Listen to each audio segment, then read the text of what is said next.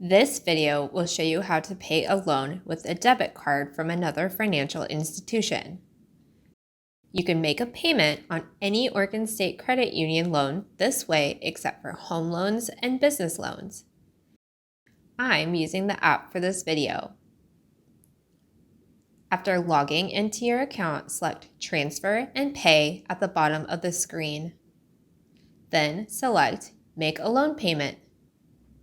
On the following screen, select Make a Loan Payment again.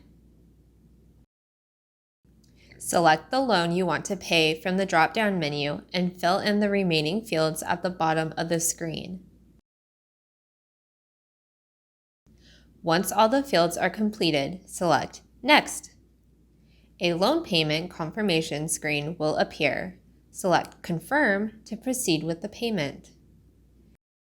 For more online solutions, visit our website at oregonstatecu.com/videos.